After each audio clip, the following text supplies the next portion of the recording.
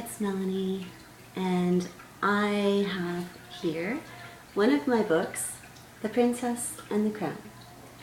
Today I'm going to read an excerpt from the book, just so that you can get an idea of what it's like. So without further ado, here is a section of the story. For all it sounds, you wouldn't think she had a care in the world, but she was indeed troubled. She did not feel confidence in herself to be a princess. Also, she had terrible nightmares. Her sojourns into the realm of dreams were tormented by a monster that chased her. This monster was big and hideous and bad-tempered. It snarled and clawed as it pursued her over varying dreamscapes. One night it caught up to her, cornered her, and it spoke. The monster said, "You are a terrible excuse for a princess, but you will make a delicious meal." At that, the monster lunged towards her, and in that same moment, the princess awoke. The princess fled from the castle, running as fast as the wind when it blusters. Distressed and distraught, she sped into a forest, and she didn't stop running until she'd exhausted herself and came, by a stream, to sit beneath a birch tree. There she wept and wept. When it seemed she had not one more tear left to cry, the princess heard a small voice ask, "What are you doing here, and why do you cry?" Looking about her, but seeing no one, at first she thought it must be the tree speaking to her. "I'm sorry, tree, if my crying has disturbed you," she answered. "No, no, not the tree, young girl," replied the little voice. "I am upon the tree." And looking hard, the princess saw the caterpillar. And here's a picture. And there's a picture of the caterpillar, too.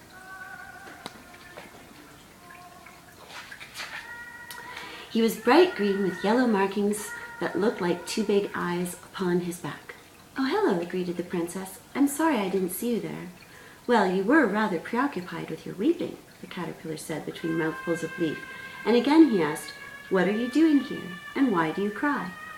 "I awoke from a scary dream this morning," answered the princess, "as I do so many mornings. I dreamt that a terrible monster was chasing me, and well, it seemed to me that I could not stop running.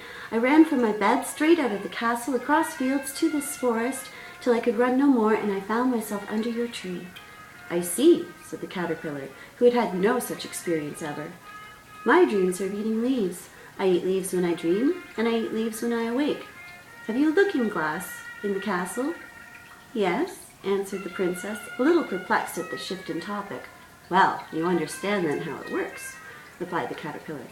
But the princess really didn't follow what he was saying. "They are both the same, dreams and mirrors. Reflections." He emphasized the last word to be sure she caught his meaning. Clearly she didn't. In mild exasperation, the caterpillar explained, "I am a caterpillar. I eat leaves. It is what I do. It is what I think about. It is all that really concerns me. When I dream of eating leaves because I am a caterpillar. My dream is my reflection." "Are you saying," began the princess with some distress in her voice, "that I am a monster?" "My goodness, no," answered the caterpillar. "You've missed the point entirely. Now, the monster that pursues you in your dreams, I dare say, is your own fear.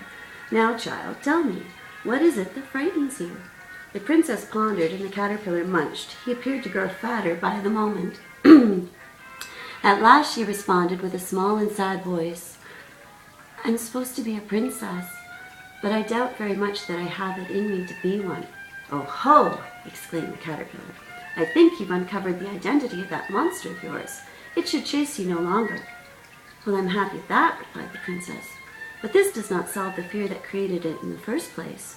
The caterpillar sighed. "Very well," he said, and he interrupted his munching to crawl to the edge of the leaf.